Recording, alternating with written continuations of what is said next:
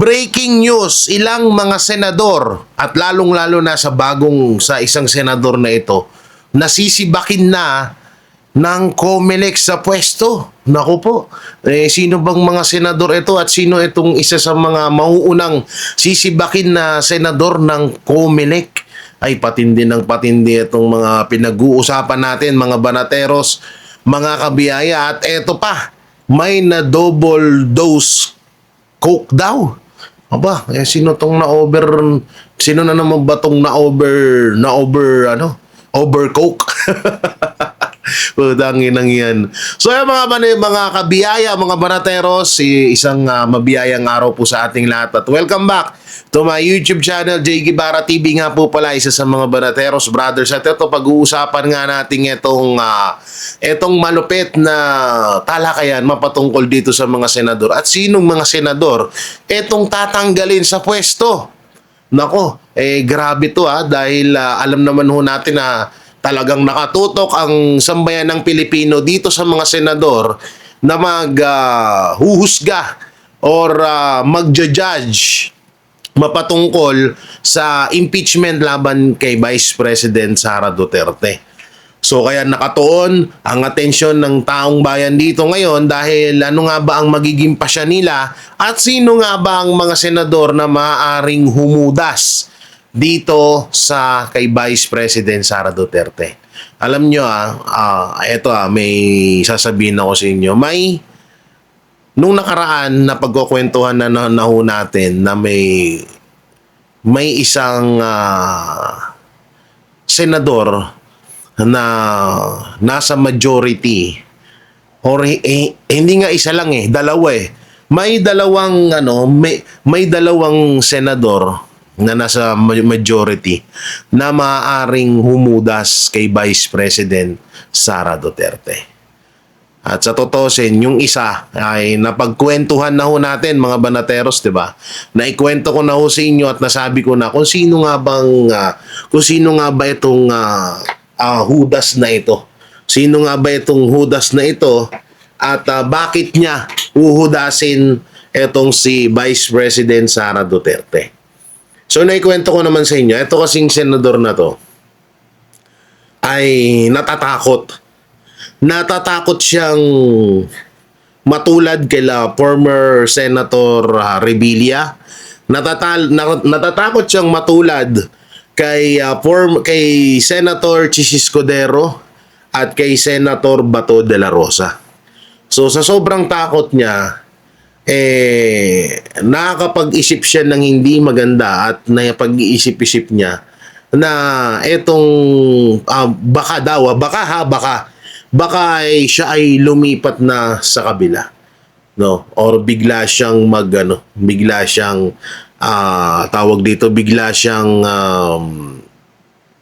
mag-traidor. Sa madaling salita, susuwagin niya na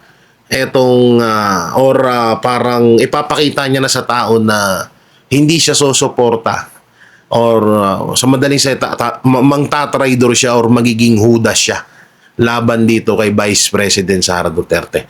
Matagal na rin natin na ikwento yan. Alam nyo, may isa sa mga malapit sa Duterte na nakapagkwento sa amin yan na itong tao na to ay maaari din talagang bumaliktad bandang huli. Dahil natatakot siyang gipitin, natatakot siyang walang yain, natatakot siyang igaya kala Senator Bato, Senator Chis Escudero at former Senator Revilla. So, ang nangyayari ho ngayon, ayun nga, ang masakit, kilala natin siya bilang tahimik na sumusuporta sa mga Duterte. Kilala natin siya na palaging nasa majority at kasama nila Senator Bato de la Rosa, nila Cayetano. So, pero may pagkakataon na bumaliktad.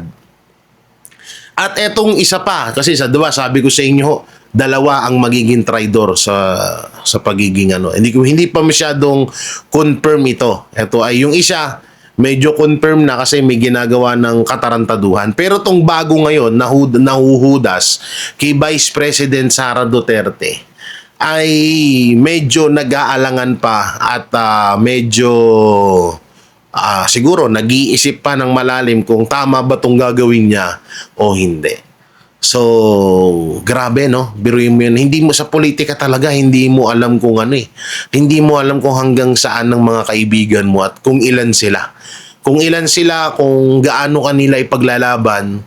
Kaya nga ako sobrang taba ng puso ko. Sobrang natutuwa ako sa taong to kay Pastor Apollo Kibuloy dahil alam mo yun, isipin niyo maigi ang mga banateros kayang-kaya ni Pastor na magtago. Hindi dahil hindi dahil may kasalanan siya. Kayang-kaya niya magtago para i-safety niya yung sarili niya. At alam mo yun, talikuran o kaya sa madaling salita is kayang-kaya niyang talikuran ng mga Duterte. 'Di ba? Kung sa iba-iba siguro yun tinalikuran niya na. Pero bilib ako dito kay Pastor Apollo Kibuloy na alam mo yun, na kahit na ginipit sila, winalang niya yung relihiyon nila, nananatili pa rin siyang nasa likod at nananatili pa rin siyang tunay na kaibigan, tapat na kaibigan sa mga Duterte. Kaya nga, nung nalaman ko to, na itong isang taong to na maghuhudas sa mga Duterte, medyo nalintikan din, lintik din yung gigil ko na hindi rin ako makapaniwala na, kakayanin niya kaya yan? Or, kaya niya palang gawin yan? So ngayon kasi ang bali-balita dito sa hudas na to, ay ginagawa niya na nga at medyo tumutulay-tulay na siya. Tumutulay na ho siya doon sa kabilang panig na para, alam mo yun, na para pagbuksan na siya agad ng pinto kung sakaling magkagipitan. At ayun nga yung pinakadahilan dito. Ang pinakadahilan dito ay dalawa. Unang-una, baka gipitin siya dahil baka matulad siya kay Senator Bong Revilla, kay Senator Chis Escudero, at kay Senator Bato de la Rosa. Na ngayon ay may ilang pang senador na kagaya nitong ibabalita ko sa inyo na tatanggalin or yayariin ng COMELEC. No? So, yun yung isang dahilan bakit maghuhuda siya. At pangalawang dahilan, yung mataas na ambisyon sa posisyon sa gobyerno. Ayan pa yung isa na ayan pa po yung isa na dahilan ng pagiging hudas niya sa mga Duterte. Hindi ko siya pwedeng banggitin yung pangalan niya bukod sa may mga, alam ko may mga hindi maniniwala, pero siguro darating ang panahon na mabubunyag kung sinong hudas na ito. Kung sinong senador na hudas, na humuhudas sa mga Duterte.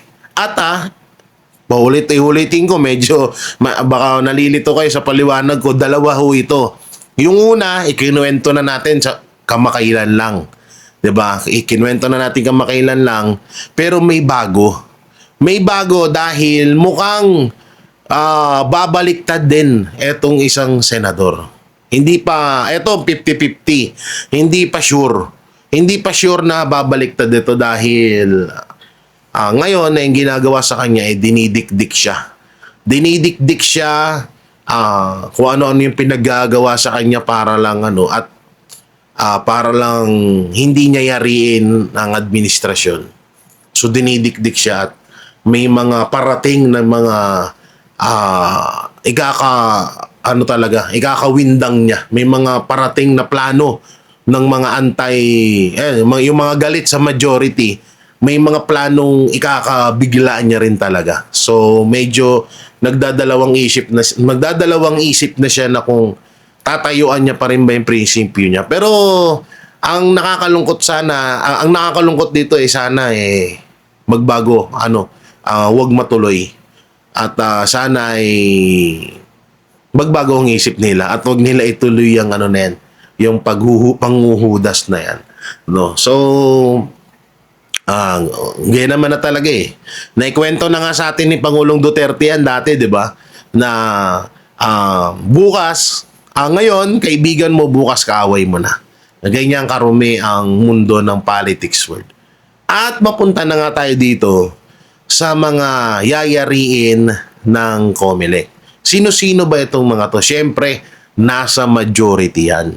Diba? Nasa majority yan. Alam naman na natin yung kalakaran sa mundo ng politics world sa Pilipinas ngayon.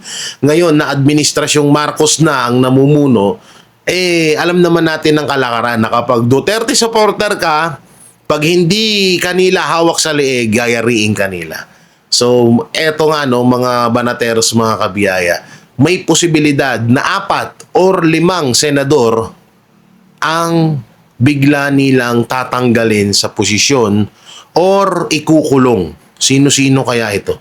No? So, yan po yung isa sa mga pag-uusapan natin. No? At bago lahat na yan, mapunta muna tayo sa ibang balita kagaya nitong mga babasahin ko sa inyo. So ito mga banateros, pag-usapan ho natin itong biro ni Bongbong Marcos Jr., the greatest president ever and the Philippine century. So dito basahin no natin itong kanyang panayam na ewan ko, biro ba to? Ano ba, hindi ko alam, hindi naman ako natawa dun sa joke niya. Sabi niya rito, di ako natatakot mapa flood control yung mga project. Aba, PBBM, ito yung biro ko nga sa mga kayo sa inyong mga local government. Hindi ako natatakot na flood control yung mga project dahil pagka ginawa nyo yan, pagka may nagloko, may nandaya sa project, nako, hindi sila tatagal. Hindi kayo tatagal na sisitahin kayo kaagad ng mga constituents ninyo. Mahigpit naman ang paalala ni PBBM sa local official na tiyaking maayos at wasto ang paggamit ng pondo para sa iba't ibang programa ng gobyerno. Oh, pakala mo naman talaga BBM, kamusta naman yung Kamusta naman yung mga kongresistang nakatanggap ng mali-malitang pera? Kamusta naman sila? Mukhang wala nang balita doon Mukhang walang balita kasi kung ganyan ang sinasabi mo na kapag napatunayang may nandaya, may nagnakaw, matagal na. Ano ka ba? Gumising ka nga. Tulog ka pa rin ba? Tulog ka pa rin ba? Ilang taong ka nang nakaupo. Sa ilang taong pagkaupo mo, puro nakawan na yung ginagawa. Kaya gumising-gising ka. Samantalang ito, may pag-uusapan tayong fake news. No? Sabi dito, OSG, total sa health follicle test kay PBBM. Hinimok ng Office of the Solicitor General ang Supreme Court of the Philippines na ibasura ang petisyong humihiling na sumailalim si Ferdinand Marcos Jr. sa physical examination at hair follicle drug test. Ang fake news dito ay ang nakalagay na picture ay ang aking lolo na sino yung Solicitor General, etong si Guevara. Oo, lolo ko po yan, si Guevara. Charot lang, parehas lang ho kami ng apelido. Alam niyo, matagal nang pinalitan ho ito, no? Ako may mga may kita po kayo yung post about sa request ng OSG na pinapabasura ang hinihiling na ibasura ang pagpataw ng Supreme Court na magpa-hair follicle drug test. Etong si Marcos Jr. at si Guevara po yung nasa picture at ang tinutukoy na Solicitor General doon ay fake news po yun. Wala na po si Guevara ho dyan, tinanggal na ho ni BBM dahil alam nila na hindi rin nila kayang hawakan yun. Hindi nila kayang hawakan yun sa leeg. Samantalang eto pa. Oo, Lacson versus Soto. Bakit nga ba? Anong nangyari dito kay Lacson versus Soto? So eto nga Sen Lacson, sinabing hindi binuo ng pera ni Soto ang mga senador kaya ito napatalsik. Ito naniniwala si Senador Panfilo Lacson, Ping Lacson na may kinalaman sa pera ang dahilan kung bakit napatalsik bilang Senate President si Tito Soto. Oh, yup. Akala mo naman, buta na wala, siya ang pinakawalang kwentang Senate President ever. Kaya tigil-tigilan mo na yung mga ganyang propaganda mo. Sa isang panayam, binahagi ni Lacson ang kanilang mga narinig na hindi umano marunong mag-alaga ng mga senador si Soto. Kaya mayroong mga mambabatas na, lumipat sa kampo ni Senate President Alan Peter Cayetano. Totoo naman. Putang na yung arrest warrant nga ng ICC, tinago niya, di ba? Kung talagang mahal niya at wala siyang pinapanigan, hindi niya papabayaan yun, Senate President siya. Kung hindi pa nakatakbo si Bato at kung hindi pa malaman, putang na traidor siya. Siya yung lehitimong matagal ng traidor na senador diyan sa loob at mga kasamahan niya ni Bam Aquino at nila Kiko, no? Sinasabi niyo na pera ang dahilan sa pagpatalsik kay Tito Soto. Hindi pera 'yun. No, hindi pera yun. Ako naniniwalang hindi pera yun. Dahil una-una walang kwenta si Tito Soto bilang Senate President. Pangalawa, pinapabayaan ni Tito Soto. Tignan nyo pinabayaan niya nga makapasok yung NBI. May mga bali-balita pa nga na siya mismo ang tumawag sa NBI nung nalaman niyang parating si Bato de la Rosa sa Senado. Tapos sasabihin nyo na parang pera ang dahilan, nagkabayaran, kaya pinalitan si Soto. Ulul! Sabi ko, si SB Soto, wala siyang 142 billion na pwedeng ipamigay sa mga senador, ani ni Lacson. Uy, mga senador, hinahayaan nyo na ginaganito kayo ni Lacson? Ayan, binigyan daw kayo ng 42 billion. Kaya daw napalitan kaya daw napalitan itong si Tito Soto. Aba, pang bibintang ho yan. Dapat kinakasuhan nyo yan, hindi ho pwedeng ganyan. 'Di ba? Sana dapat kinakasuhan nyo to si Lacson. Pinagbibintangan kayo. Oo, grabe no, lapit nito ni Lacson Kasama rin umano sa mga dahilan ay ang naging ulat ng Senate Blue Ribbon Committee na dating hawak ni Lacson kung saan ay inirekomenda na kasuhan ng ilang senador. Kung isasama ng loob ng aking mga kasama yung pagganap ko ng tungkulin bilang chairperson, hindi ako para magtakip sa mga kasamahan aniya. Wow! Wow! Ang kapal ng mukha mo. Ang kapal naman ng mukha nito ni Lacson. Talaga ba? Putangin na. Sige, sabihin na natin na may kasalanan yung mga kapwa mo senador. Hindi naman natin sinasabing wag mo silang wag mo silang wag mo silang panagutin sa batas. Ang punto rito, kung yung mga senador na kasamahan mo hindi mo sila kinakampihan or wala kang sinisino, bakit si Martin Romualdez at Marcos Jr. hindi mo nga magawang i-mention, hindi mo nga magawang ipatawag sa Senado? Okay, si Marcos Jr. presidente yun, aminado tayo na hindi mo talaga mapapatawag sa Senado yun. Pero si Romualdez, kayang-kaya mong ipatawag yun. Bakit nung sa tinagal-tagal mong Chairman Blue Ribbon Committee, hindi mo nagawa yun? Tapos ngayon magdadahilan ka na kesyo pinag-initan ka ng mga kapwa mo senador dahil may mga kaso sila at niyayari mo sila. Si Romualdez niya, di mo mayari. Ulul! Grabe to, no? Grabe magpanggap to. Etong dalawang malupit na magjowa, etong si Soto tsaka si Lacson, no? Kakaiba, no? Iba yung dating nila sa pagpapanggap, no? Sanay na sanay. Samantalang pinagtatawanan ho ng mga netizen, ito pong ginawa ni Marcos Jr. sa isang eskwelahan. So ano nga ba ang ginawa ni Marcos Jr. sa isang eskwelahan? Nagpulburon ba siya sa harap ng ng mga kabataan?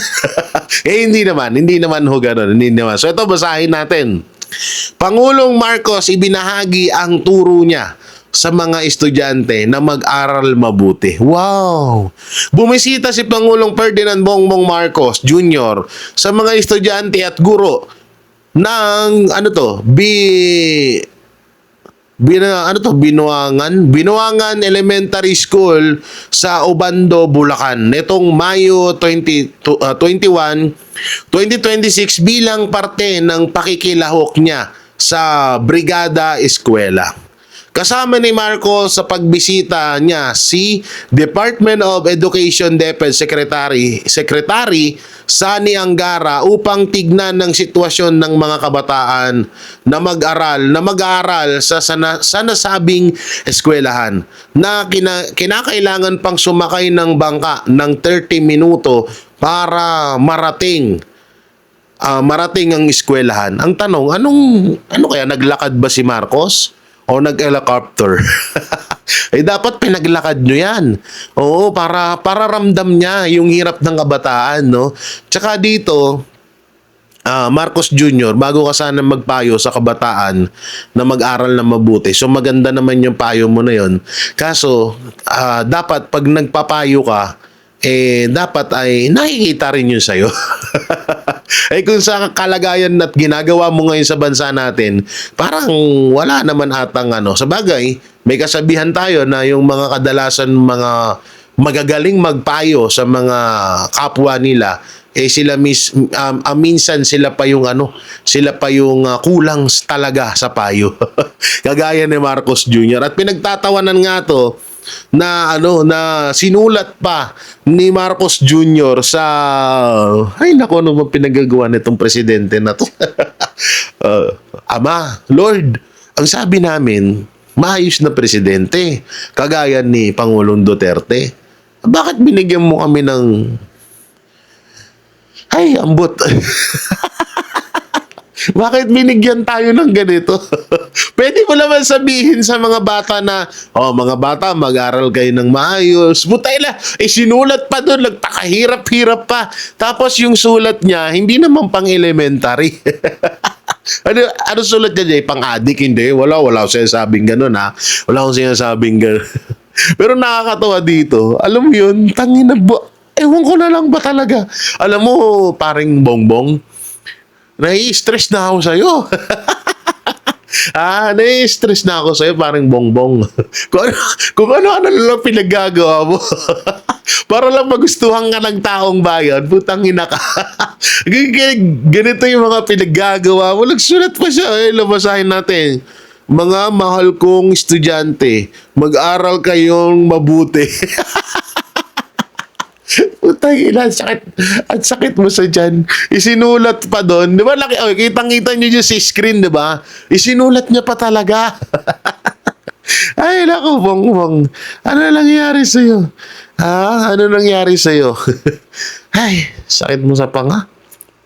Ba't kaya binigyan tayo ng ganitong sinto-sintong presidente, no? Nakakaya tuloy yung Pilipinas na yun, no? Binigyan tayo sinto-sinto ng presidente. Visit. Samantalang, Peng Lacson ulit. Ito, matatawa din kayo dito. Sen Lacson, inamin na naisipan niyang mag-resign sa Senado pero pinipigilan siya. Wow! Oy! Isa pag nakakatawa to, putang ina. Oy, sino po ipigil sa'yo na mag-resign? Gago, gustong-gusto ng taong bayan na mag-resign ka na. Kahit yung mga bumoto sa'yo nung eleksyon, kahit yung mga iilang bumoto sa'yo ng eleksyon, gustong-gusto na nilang umalis.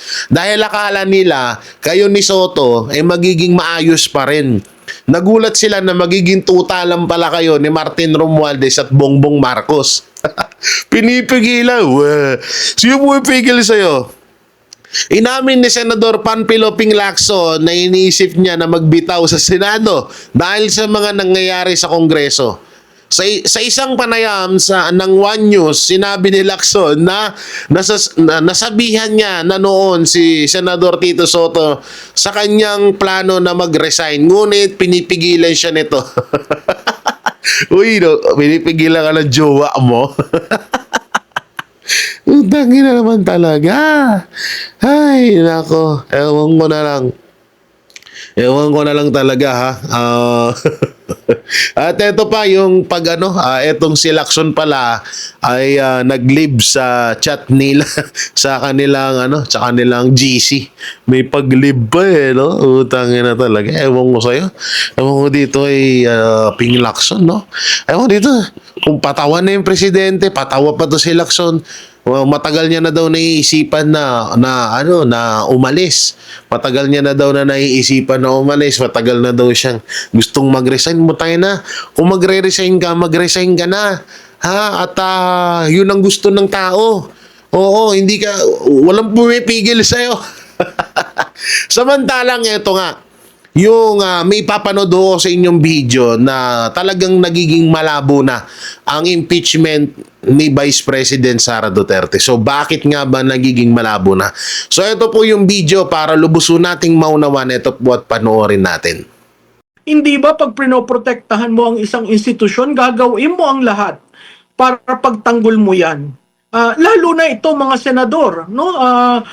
Ilang senador ang naandon, so kailangan silang pumilos. Nakita rin naman natin ang pagbugbog doon sa isang OSA member. Yun ba wala na ring halaga? Pinatawad na basta-basta yung mga NBI. Nakakatakot ito kasi kung nagagawa nila sa mga senador, kayang-kayang gawin sa mga ordinaryong citizen. Napaiyak sa plenaryo itong si Senador Pia kasi doon siya nasaktan na parang parang ginagaslight yung nangyari. Tapos sabi naman ng mga minority, hindi yan totoo. Humingi kami ng kumbaga, sending prayers, nag-message kami sa group chat natin. Pero di ko alam kung nakita mo na yung group chat. Kanina diniscuss ko nga, Prof, no, na nangyari yung putukan, 7:44, pasado 3:00 yung last message doon, si Jinggoy Estrada. Tapos ang next message, 9:55, which is, si ano pa ang nag-message? Yung nandun din sa Senado na parang, ang tingin ko nga, sarcasm kasi sabi niya, hi colleagues, okay lang kami dito, na wala namang sinasagot si Senador Villar, Camille Villar, doon sa group chat. Kumbaga parang, okay kami dito. Wala siyang reply doon sa previous na mga message. So tingin mo may punto si Pia doon sa kanyang nasaktan siya dahil walang nangumusta sa kanila during the time 7:44 naganap yata yung putukan, Prof. Alam mo, Admar, nakakalungkot na umabot ang Senado sa ganito, no? Ang Senado dati, very collegial, nagtutulungan, pamilya yan eh. Nagsama kayo ng 6 na taon, yung iba 12 taon, para sa bansa, no? At maisabatas ang kung ano-anong issues. Yung emotional marahil si Senator Cayetano dahil ngayon lang nangyari. At ang nakakapagduda, bakit nawala yung minority? Halos lahat sila nawala, no? Parang sinasabi nga na, di kayong bahala. Yun ang nakakalungkot. Kasi kahit na ano yung sabihin mo, nag-dinner sila, maayos naman, yung fact na under siege ang Senado at may mga senador sa loob at may mga staff at kawani ng Senado, yun lang dapat ang isipin nitong mga nasa minority ngayon, no? Maraming netizens ang nangungumento at nagsasabi, kamusta naman kayo dyan? Parang ginagawan joke, no? Doon sa mga nagaganon, hindi nyo alam ang personal aspect at relationship ng mga senador. So para tayo manghusga, wala naman tayo doon at para mangumpentaryo na kamusta ka. Logical sa Pilipino kasi custom natin na pag may nangyayari, 'di ba? Nangangamusta. Yung iba pag may nangyayari, pumupunta kaagad doon at tinitingnan. So, nakakalungkot dahil parte ng plenaryo ngayon 'yan, nasa records at makikita mo na lahat sila na stand doon sa reaction ni Senator Cayetano. And I think Senator Cayetano was just saying it as real as possible because that is her sense of things, no? Para ilabas ang GC, para ipakita na nagtanong sila. Immaterial yon kasi pag may nangyari sa kulig mo, sa atin, normal yon. Kung may earthquake, may nangyari sa mga kasamahan mo, tinatanong mo, kung wala ka doon, kamusta kayo? Ano nangyari? Okay ba kayo? Di ba? Sa tingin ko yung pagbanat ng iba na plastic daw at kunwari lang daw yung pagluha. Ako, ang sana nakikiusap ako, pabayaan natin sila kasi hindi naman natin alam kung ganong kalalim ang relasyon ng bawat senador sa isa't isa. At uulitin ko, ito ang unang panahon na nagkaroon ng ganyan sa Senado. Sa kasaysayan ng Senado, since naibalik yan noong 1987, wala pong nangyaring ganyan. Opo, baka nga kung hindi nag-post din sa GC si Senador Camille Villar, baka wala talagang magme-message doon na Prop. Oo, di ba normal nga at saka normal yung alis na kami o ano ba, meron ba kayong caucus o ano? Di ba normal yun? Kaya nung nakita ko yung GC na linabas at may pag-itan na oras, mapapaisip ka talaga na bakit wala yung iba, no? At kung ikaw ay nasa room mo, siguro human reaction yung pupunta ka sa baba at hahanapin mo ano bang nangyayari, no? Nakakalungkot dahil pati yung aspetong yon pilit kunin sa mga senador. So uulitin ko, no? Ano ang proximate cause? Bakit nagkagulo sa Senado? Sino ba ang pumunta doon? Si Bato ba o yung gustong nag-a-arrest sa kanya na may dalang fake na warrant of arrest? Sa akin, malaking bagay yun na dapat, again, tinatabi, pinipilit itago. Pwede ba ang isang pribadong citizen na dating Senador Trillanes, pwede ba siyang mag-lead ng arrest? Pwede ba siyang hawak-hawak ang supposedly warrant of arrest? Pwede na lang ba yung gawin ngayon? Yun ang hindi ko maintindihan kasi kung saan na napunta eh. Puntahan natin, bakit nagpaputok ang Sergeant at Arms ng warning? May interpretasyon rin doon sa warning. Hindi ba pag pinoprotektahan mo ang isang institusyon, gagawin mo ang lahat para pagtanggol mo yan? Lalo na ito mga senador, no? Ilang senador ang naandon, so kailangan silang kumilos. Nakita rin naman natin ang pagbugbog doon sa isang OSA member. Yun ba wala na ring halaga? Pinatawad na basta-basta yung mga NBI. Nakakatakot ito kasi kung nagagawa nila sa mga senador, kayang-kayang gawin sa mga ordinaryong citizen. Kaya daw po hinabol si Bato dahil tumakbo raw eh. Alam mo yung pagtakbong yan, sa kagustuhan siguro ni Senator Bato na umabot siya sa plenary at talagang maghayag ng boto niya, no? Hindi tatakbo yan kung walang reaksyon na sa paningin ni Senator Bato nalalagay ang kanyang seguridad sa kapahamakan. So logical lang yung reaction niya. At kung titingnan nyo yung mga nagpunta na sa Senado, yung stairwell talagang napakakitid niyan at ang baitang iba't iba. So talagang makikita mo may effort to really run after him. Kasi senador yan, di dapat pinagbigyan nyo, nag-present, di ba? Yun yung tamang paraan, hindi yung hahabulin mo ang isang senador. Alam nyo kahit na anong senaryo, mahirap makakuha ng 16.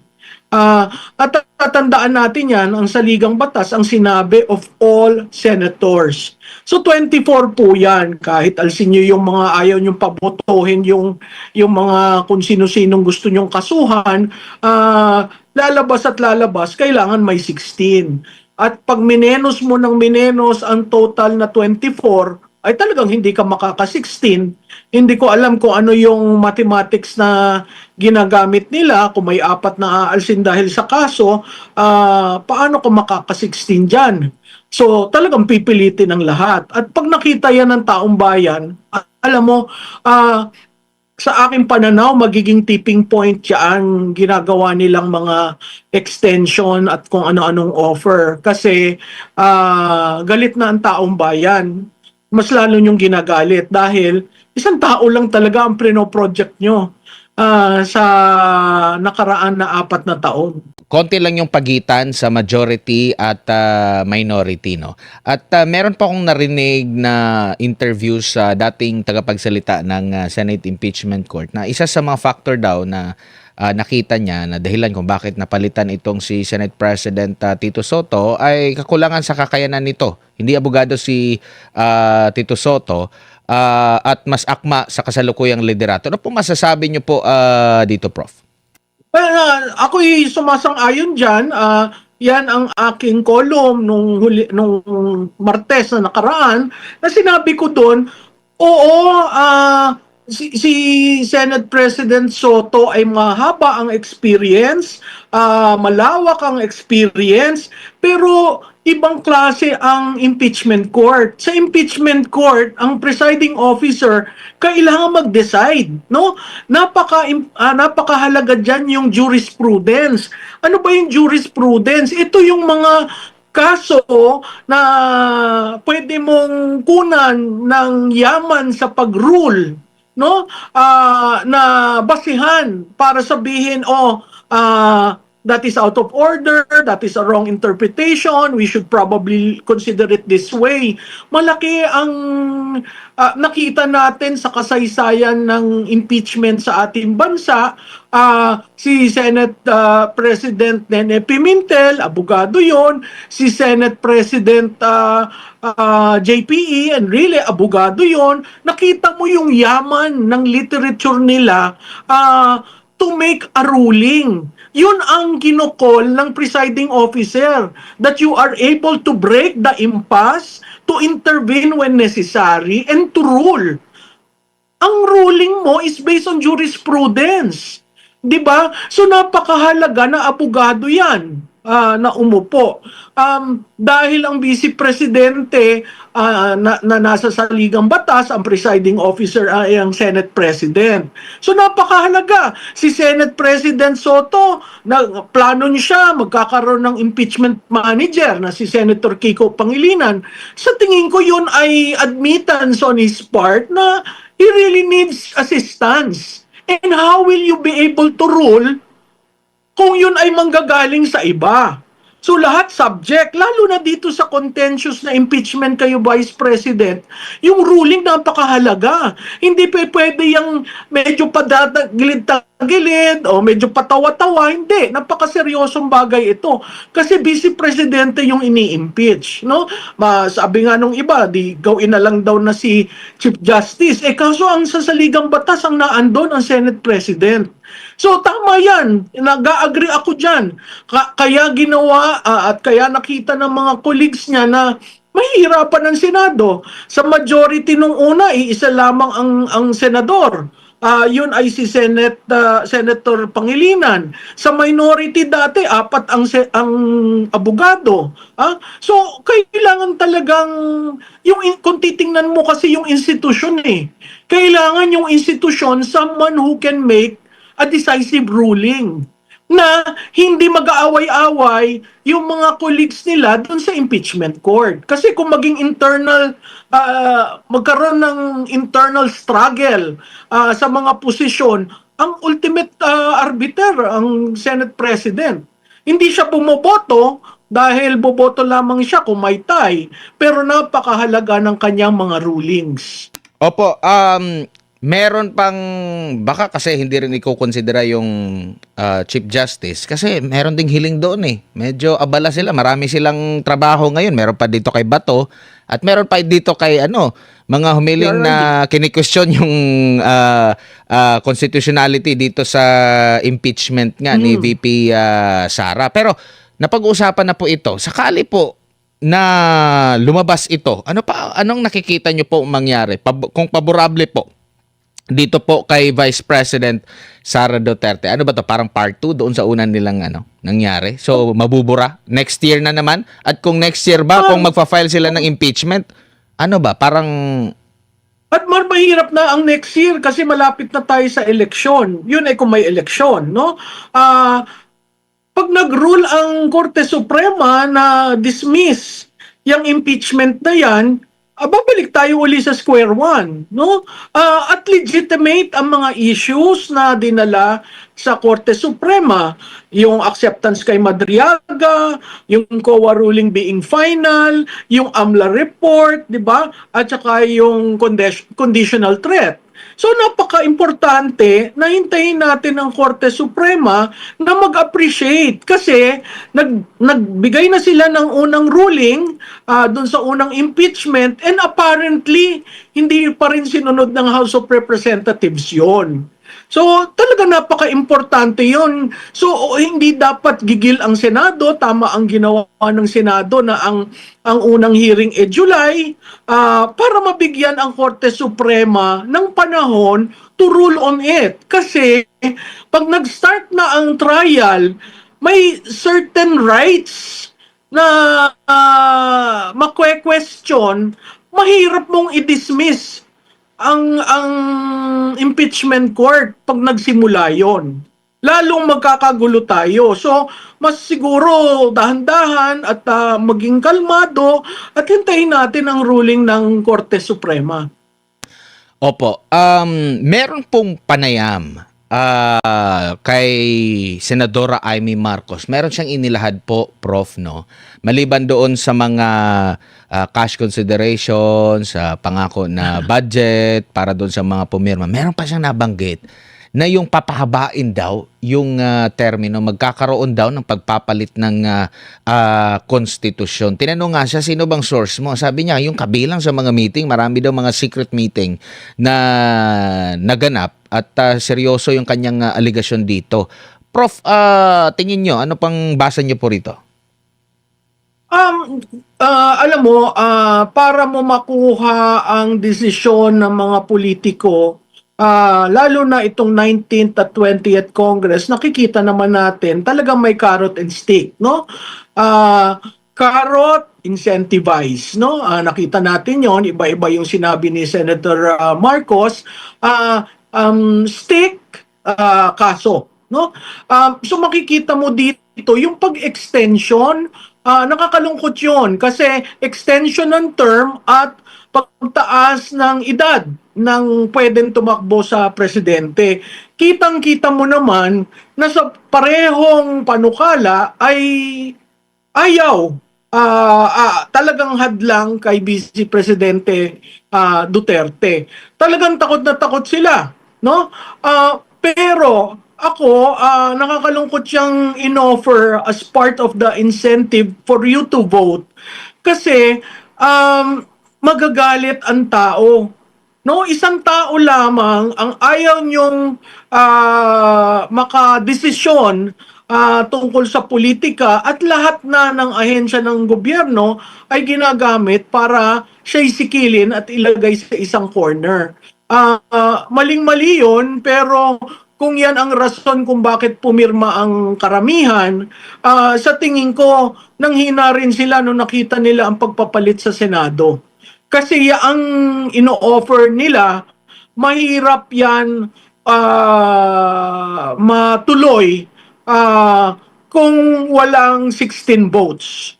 At ganun rin sa pananaw ko, mayroon rin kumakalat na may ino-offer na tumakbo sa Vice Presidente si Senate President Cayetano sa administrasyon at meron rin sinasabi na yung ibang may kaso ay hindi nakakasuhan. Sa kagustuhan nilang ma-impeach si Vice President sa Senado. Alam nyo kahit na anong senaryo, mahirap makakuha ng 16. At tatandaan natin yan, ang saligang batas, ang sinabi of all senators. So 24 po yan, kahit alsin nyo yung mga ayaw nyong pabotohin yung mga kung sino-sinong gusto nyong kasuhan, lalabas at lalabas, kailangan may 16. At pag minenos mo ng minenos ang total na 24, ay talagang hindi ka makaka-16. Hindi ko alam kung ano yung mathematics na ginagamit nila, kung may 4 na aalsin dahil sa kaso, paano ko makaka-16 dyan? So talagang pipilitin ng lahat. At pag nakita yan ng taong bayan, alam mo, sa aking pananaw, magiging tipping point yan ginagawa nilang mga extension at kung ano-anong offer. Kasi galit na ang taong bayan. Mas lalo niyong ginagalit dahil isang tao lang talaga ang project nyo sa nakaraan na 4 na taon. Opo, kasi maraming mga maliban dito sa impeachment, alam natin malakas itong si Vice President Sara Duterte. Meron pa dong issue sa muling pagbubukas ng investigasyon. Itong dalawang issue ba na ito, Prof, ay napakahalaga na dapat nilang mapigilan talaga. Kasi dito nakasalalay yung kanilang kinabukasan. Oo, alam mo yung ako'y natutuwa sa desisyon ng kung sino ang magiging head ng Blue Ribbon. Tama na si Senator Pia just to hindi maging antagonizing ang lahat between Senator Marcoleta and Senator Lacson. Makikita mo na si Senator Pia is very clinical in her approach. Pero pag nabuksan niya ang Blue Ribbon na yan, yan ang napakahalaga sa taong bayan. Hindi yung impeachment eh. Para sa akin, napakahalaga ang Blue Ribbon dahil trilyon na pondo ng bayan ang nawala. At hanggang ngayon, hindi natin maintindihan sino ba talaga ang mastermind, no?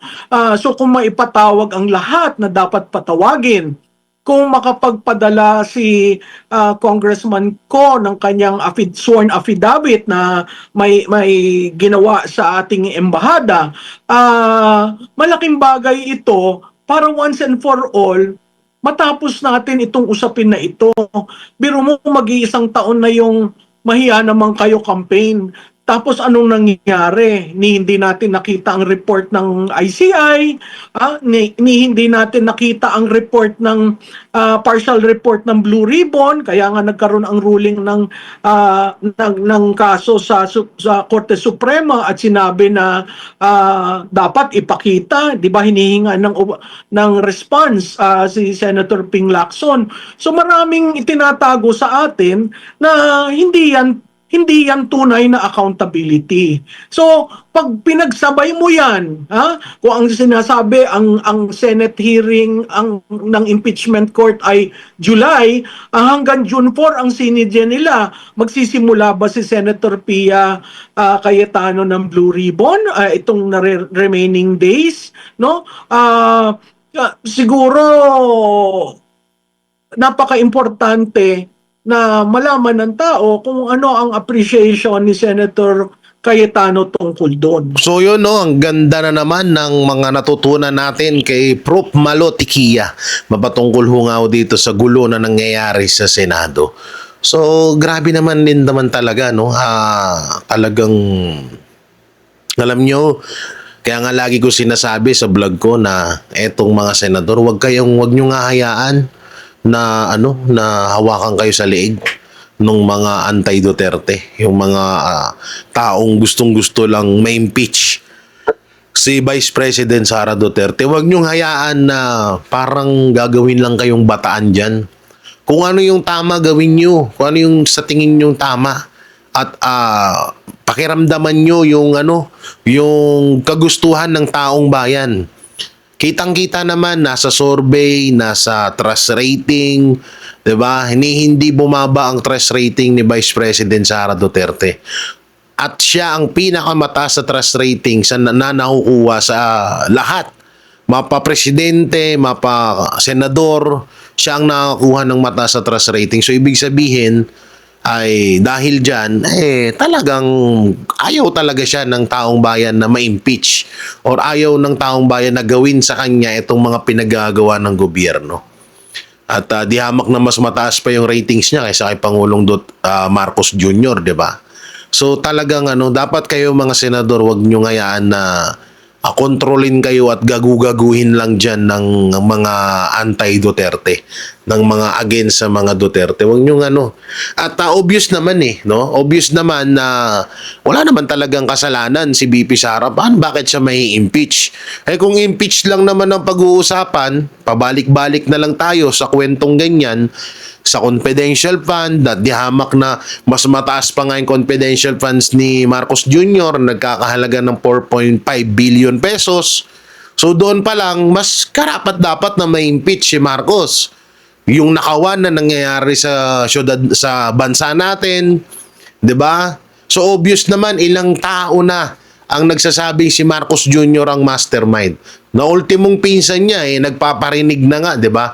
Ultimong si Saldico na dating kasamahan nila ng pinsan niya, tinuturong si Marcos Jr. ang mastermind. So, talagang kahit din naman ako doon sa senador, hindi ko talaga i-impeach si Sara. Obvious naman na wala naman talagang kasalanan tong tao na to, at dahil nga dyan sa confidential funds na yan, nabisto natin dyan yung laptop scam at iba pang nakawan na nangyayari sa gobyerno. 'Di ba? So kung about naman doon sa ipapapatay si Marcos Jr., ni BP Sara, si Lisa, si Romualdez, liwanag naman doon sa kahit elementary, kahit bata, maiintindihan na ang linaw nung sinabi ni BP Sara na kapag may nangyari sa akin, may papatay sa inyo. So magtapos ang usapan. Huwag niyong galawin si BP Sara, safe ang buhay niyo. 'Di ba? So ganun lang kadali. At usapang Senado nga at usapang BBM na nga, 'di ba? Oh, eto pag-usapan naman din natin 'to. Kaya makikita niyo diyan sa screen. Sabi kasi dito, ito yung sinasabi ko kanina na overcook. May na-overcook daw. Oh. Si BBM mas malakas din ngayon. Ika ni Attorney Rowena Guanzon. Umani ng reaksyon online si dating COMELEC Commissioner Attorney Rowena Guanzon matapos niyang bantayan si Yusek or banatan si Yusek Claire Castro kaugnay ng naging pahayag nito tungkol kay dating Pangulong Rodrigo Duterte habang nasa International Criminal Court Detention Facility. Sa isang Facebook post, ibinahagi ni Guanzon ng video ni Castro at sinabing si BBM mas malakas din ngayon, di ba, Auntie Claire? Baka double dose of cocaine. Ay, grabe. Oh, alam niyo, kamakailan lang din may napapanaginipan tayo na may bigla daw natumba. Aba! May bigla daw natumba. Dahil daw sunod-sunod na araw na walang tulog at sunod-sunod ang paghigop ng sabaw. Oo, hindi naman hinihigop ang kanin, di ba? Kundi sabaw. Yan naman nababalitaan. Pero dito, si Attorney Rowena Guanzon naman na nag-post nito na si BBM mas malakas din ba ngayon? Di ba, Auntie Claire? Baka double dose of cocaine, ang sabi ni Attorney Rowena Guanzon. Mukhang may ibig sabihin to, Attorney Rowena Guanzon, Kasunod nito, naging pahayag ni Castro sa isang video kung saan sinabi nitong tila mas healthy umano ngayon si dating Pangulong Duterte dahil hindi na umano ito nakakagamit ng fentanyl at hindi nakakapag-wake and bake habang nasa ICC, ani ni Castro. Alam mo sa totoo, isa to sa kinakaabangan ng buong Pilipino. Mas dihamak na mas masahol pa to sa laban ni Manny Pacquiao. Kasi diba alam naman natin na kapag may laban si Manny Pacquiao dati, talagang tahimik yung mga Pilipino nasa bahay, nanonood, nag-aabang ng laban ni Manny Pacquiao, 'di ba? So alam naman na natin 'yan. Ngayon may pumalit kay Manny Pacquiao. Sino ba? Si Auntie Claire. Bakit? Inaabangan ng Pilipino sobrang inaabangan talaga ng Pilipino kapag nakulong si Auntie Claire dahil dito sa mga pinaggagawa niya. Ay, sobrang kaabang-abang. Ako talaga, magre-request talaga ako na kapag nakulong si Auntie Claire, magre-request talaga ako na dalawin ko siya sa kulungan. No, dalawin ko siya, tignan ko siya habang, wala lang, titignan ko lang siya habang nakakulong. Promise yan talaga gagawin ko. Kayo, excited na ba kayo na makulong si Claire Castro? Ako, excited na ako eh. Pero ngayon, hindi pa makukulong yan, syempre. Nandyan si Bossing. Syempre. Diba? Hindi makukulong yan eh. Salo yan ni Bossing. Andiyan si Bossing eh. Ang dami pera, Bossing. Diba? Hindi pa makukulong yung si Auntie Claire ngayon. Kaya ngayon, happy-happy yan. At siguro, pagtapos ng termino, tapos, malakas ang loob ni Auntie Claire kasi akala niya talagang magtatagumpay ang another 3 years extension na plano ni Marcos Jr. na ma-extend pa ng 3 years ang kanyang termino bilang presidente. Akala nila siguro magtatagumpay yan. At alam ko naman na hindi hahayaan yan ng mga Pilipino.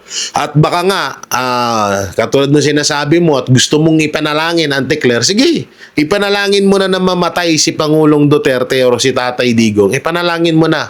Pero, wag kang magsisi dyan sa panalangin mo, ha?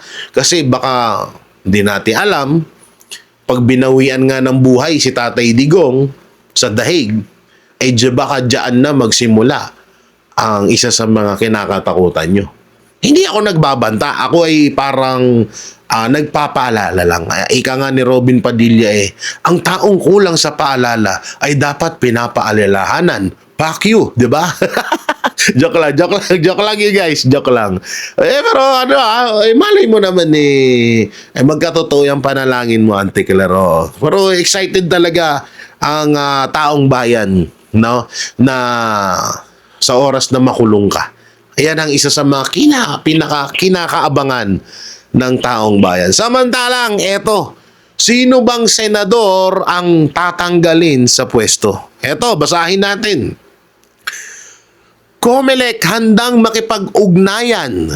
Ayan ipinahayag ng Commission on Elections COMELEC na handa umano silang makipag-ugnayan sa Office of the Ombudsman kaugnay ng inulat na rekomendasyong pagsasampa ng kasong plunder at direct bribery laban kay Senator Rodante Marcoleta.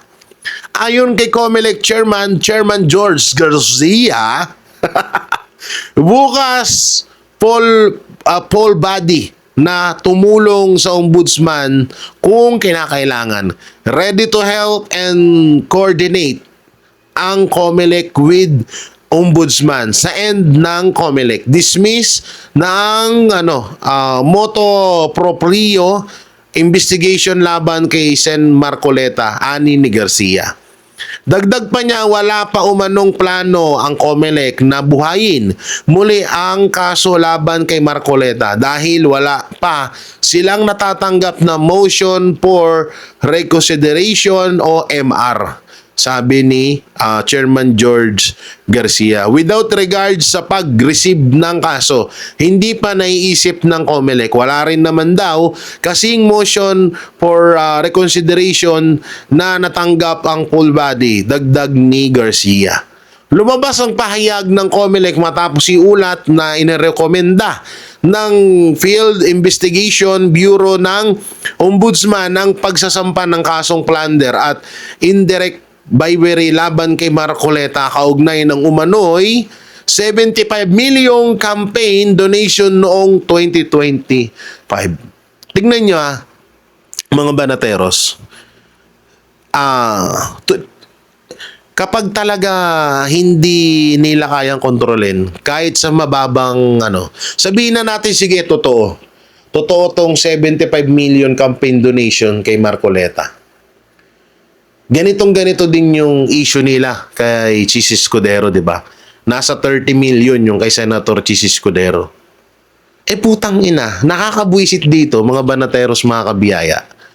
Ang nakakabwisit dito, trilyon ang ninakaw ni Romualdez at Marcos Jr., pati ni Saldico, hanggang ngayon, hindi nyo sila maapura, hindi nyo nga mapatawag. Hindi nyo nga masampahan ng kaso eh. Di ba? Hindi nyo nga, takot nga kayong ma-mention sila eh. Pero bakit etong mga senador, kagaya nila Senator Chis Escudero, Rodante Marcoleta, Jinggoy Estrada, Villanueva, Bato, Cayetano, Bongo, sino pa ba? Former Senator Bong Revilla, ang bilis nyong aksyonan, ang bilis nyong kasuhan. Pero yung putang ina, yung mga totoong mga nagnakaw ng trilyon-trilyon sa kaban ng bayan, pera ng taong bayan, pondo ng Pilipinas para sa taong bayan, putang ina, hindi nyo mapatawag. 'Di ba? Ganyan kayo kalupit. Ganyan katindi. Na kapag hindi nyo kayang hawakan sa leeg, yun yung mga ginuguro-guro nyo. Yun yung mga niyayari nyo. Gagaya ngayon, eto si Rodante Marcoleta. Nung nakaraan, si Senator Jinggoy Estrada. Ngayon, si Senator Rodante Marcoleta naman. Pansin na pansin nyo yung pagpitik sa kanila. 'Di ba?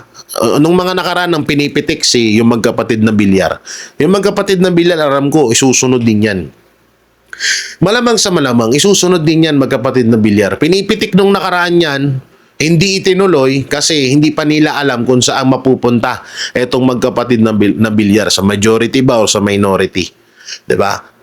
So ngayon, alam na natin na nasa majority etong magkapatid na Bilyar at magsisimula na rin ang impeachment, papakiramdaman nila ulit yan. Kapag naramdaman nilang tagilid at hindi nila kayang kontrolin, malamang sa malamang ikakasuhan nila ang mga Bilyar. At eto, katulad Jinggoy Estrada, ganun din. Pag nakita or naramdaman nila na tagilid din sila kay Jinggoy Estrada, kakasuhan din nila yan. At ganun din ang ginagawa ngayon kay Rodante Marcoleta at kay Senator Chis Escudero. Kailangan maramdaman muna nila, ginagawa nila, tinatakot nila, pinipitik nila, eto, kakasuhan kita. Tapos, kapag ang kinaganda rito, sila rin yung nagpapamukha sa atin kung paano nila manipulahin. Kapag nararamdaman nila na kaya or kapag nararamdaman nila ang isang senador na kayang-kaya nilang takutin, eto ginagawa nila. Biglang aatras, biglang mag-i-slow, na biglang magdadahan-dahan. Kesyo iimbestigahan ng mabuti, pag-iisipan muna. Ganon ang ginagawa. Pero kapag sa oras na maramdaman nila na tagilid, ay hindi talaga babaliktad to. Maka Duterte talaga to. Ayun, tutumbukin nila agad. Ganyan ang sistema na ginagawa ngayon. Tindi, no? So, yun yung sinasabi ko sa inyo na senador na maaaring tanggalin sa pwesto.